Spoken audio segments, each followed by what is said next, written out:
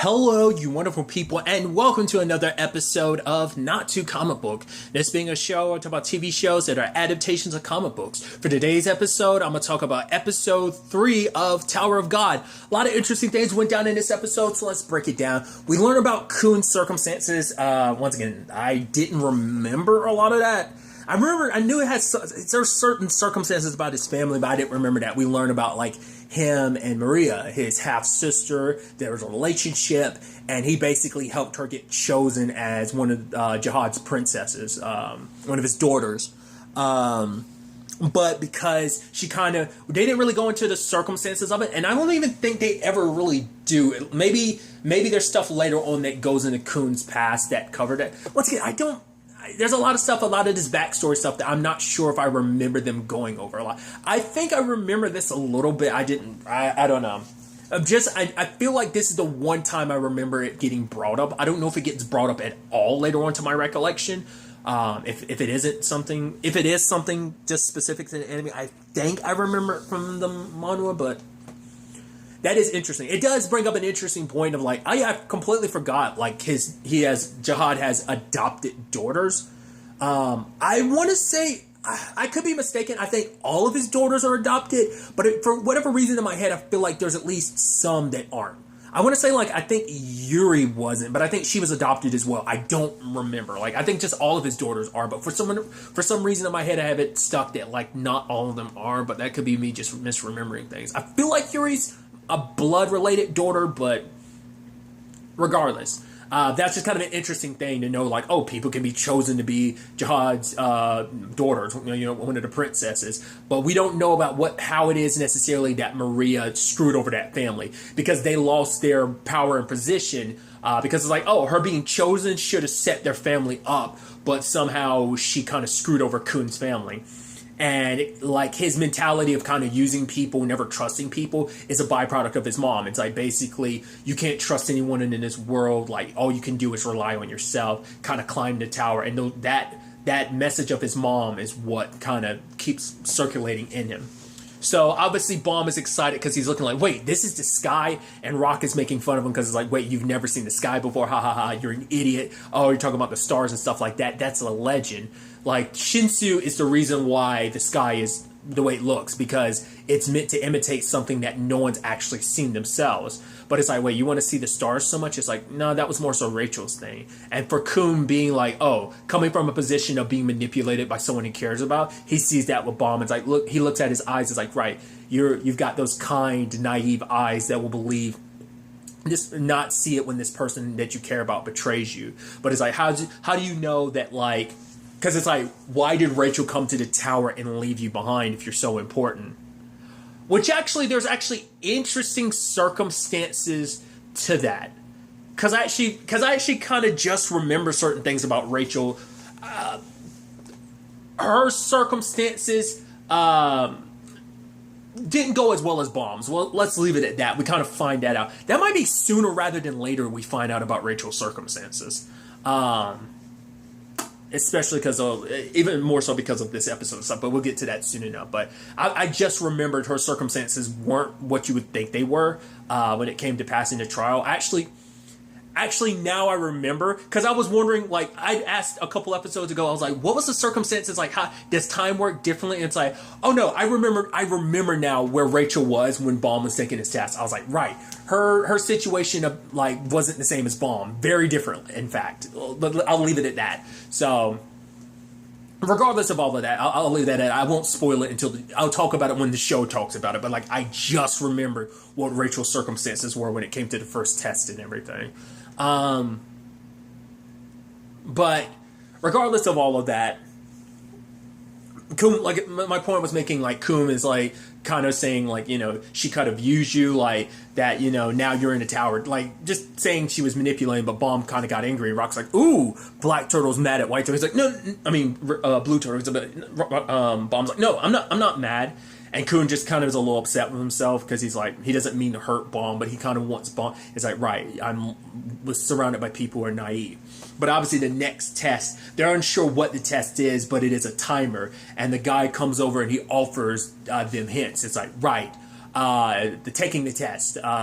people who screamed there was like after 5 minutes there were no screams, but people who past 10 minutes screamed. So whatever the test is, you have to complete it within 5 minutes. It's kind of like the whole point. But Coon's choosing not to listen to him because he's like, yeah, this plastic bastard's just using us as an excuse. Like, he wants to, like, if we pass a test, it answers his theory. We fail the test, it still gives him an answer to figure things out, because Coon is the one that's like the type to get in his own head trying to figure everything out. So when it's ultimately time for them to take the test, Coon gets so much in his head. But being with Baum, looking in Baum's eyes, made the past reappear. He hadn't thought about the past. He hadn't thought about Maria. He kind of pushed it all of his mind. But seeing Baum again, it just made him think of his own weakness of like, right, being betrayed by the person I cared about most. And I love that the entire time Rock is just like bored out of his mind of just like, oh, like, don't just give us a timer. And he's like crawling all over the wall, and Baum's trying to calm him down the entire time.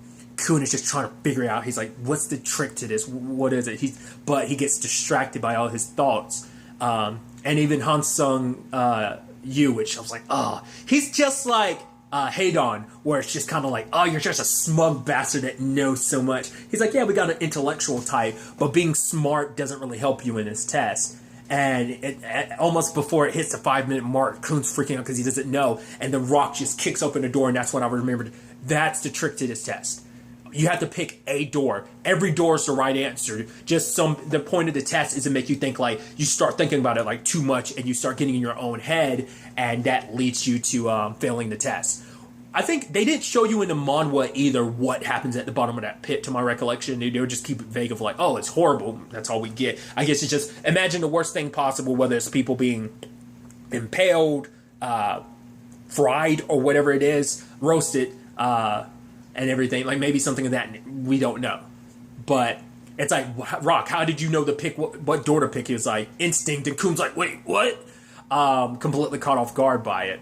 And so, like, and I love that he's gloating about it. He's like, I'm super smart, I'm so smart, when in fact you're like the dumbest member of the team, but I love you so much, Rock. But for Coon, it's like his past made him, because he's trying to figure out, what was the point of the test? The test is to basically determine, like, kind of, it's not a test you can rule by, like, just doing on your own. Like, you have to rely on people. So, like, you just have to rely on someone who's willing to take that leap and just open a door. And that was Rock, And, it's about protecting, you have something to fight for, right? You have to protect those eyes. In that moment, Kun was like, wait, what?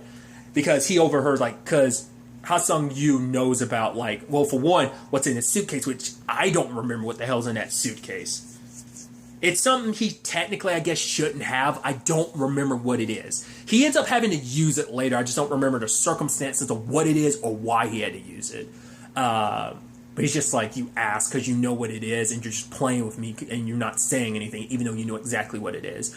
But he was talking about protecting Baum's eyes. And so Kun later on is like, right, I don't want to talk about my circumstances, but I hope you and Rachel are able to see the stars. He's like, maybe I do want to protect those eyes. Because what I went through, that betrayal and everything, he doesn't want Baum to ever go through that, And that's the actually interesting thing. That pessimistic nature of Kun serves him so well in later parts of the show, because he softens up a lot because of being with Baum and Rock. But at the same time, you're like, that when you think about things in the future, it's like, oh, that pessimism actually serves him well. That not trusting people, it comes in handy, because obviously Baum is too trusting of people. I mean, later on he's hitting it up with Shibizu. It's like, yo, Shibizu, oh yeah, my name's Baum. Thanks for buying me a drink. It's like, yeah, Kun's like, yeah, I'm Kun, and this dude, you can just call him Gator.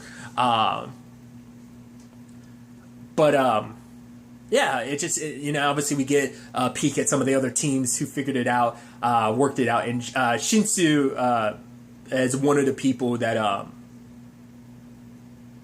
not Shinsu, Shibisu is one of the ones who figured it out. Because, once again, he seems like an idiot. He's actually one of the intellectual type. Once again, I brought it up before, like, there's a lot more to him than the bumbling idiot. And I love that he's, like, the one that figured it out. It's like, yeah, you passed. And just, like, a knock and Hot's being like, it's infuriating that you did. And he's like, why? Because it's like, they don't like that an idiot like you figured it out, so. But, obviously, what was his name? Was it Quaint or Quant? The redhead, who, like, yeah, I got so bored, I decided to combine the first and second test together. And Han Sung Yu was like, you shouldn't have done that. we literally will both lose our heads for you doing that. So fine, I'll cover things up. So he calls up Lero to like handle things going forward. But like, oh, there's a special squad that killed everyone within the 30 minutes. It's like, was one of them a princess? Was one of them an irregular? It's like, he's like, I don't think so. Amongst the rankers, he's kind of like the bumbling idiot himself. He's not to be trifled with. You know, just because he's a bumbling idiot doesn't make him any less of a ranker. But as the episode hits to it, we do find out that one of those people in that death squad is Rachel. Interestingly enough, to the point she's actually hiding her identity, and that now in retrospect makes, especially with like now remembering Rachel's circumstances, it makes sense. Multiple reasons why she's hiding her identity. But we'll get to that soon enough. But I basically like the next game is basically capture the crown, essentially. You know, and the rules are explained and everything, so you can choose whether to participate. Everyone decided to participate in it because you can only gain advantages from it, so no one opted out of it. But it's quite the game, and obviously, like, one of the first people up was Anak, Hats, and Shibisu, but it's like Shibisu didn't want to go, but Anak kind of forced his hand. Is like, right, let me get to it. Once again, showing off her sword, and even then, like, those swords recognize each other because a Black March starts reacting. But also, like, showing you, like, Anak is not, she doesn't just need the weapon. She's super strong on her own, like, immensely strong. Like, I think she's, like, physically the strongest person there. Obviously, another character nearby we get a little wink and peek at, who smirks at Anak. I'm like, dude, I think they're gonna go to, if I remember their whole shtick, not shtick, but their whole thing, it should go down next episode. But, yeah, currently she's sitting on a throne with a crown, like, it's like, oh, she's, you know, that other team got wiped. She took them out single-handedly. And I love Shibitsu being like, all right, so I'm gonna wear the crown, and you and Hats get to protect me, and she's the one wearing the crown. He's like, no, you idiot! Let me be it, because I'm the weakest one. You two being out there being the all-stars that you are, because you're both super strong. I've seen it firsthand. You'd be able to wipe the floor with everybody. I also appreciate Shibitsu being like, oh, we're ordinary people. You and me, amongst all these other weirdos and powerful freaks, you and me are ordinary, Bomb. So that's why, like, you actually inspire me, because it's like, you're able to make it this far. It's like, we gotta look out for each other. Like, ordinary, which is like ironic because Bomb is the most unordinary person. Might even go as far as saying irregular. Ha ha ha ha. But I think that's so interesting. But obviously Bomb catches an eye of the blonde with the hood and everything. He's like, Rachel? So that's kind of where things currently stand on that front. But yeah, interesting tidbits about Kun, but also like developments of going forward. You know, this is where things start shifting for Kun, where he starts at least beginning to like open up to like, right, I can't do this alone. I wanted other allies because it'd make my trip up there. I'm going to use and do whatever I need to make it to the top. But at the end, he's like, right, I can't do it. Like, I gotta learn to rely on other people because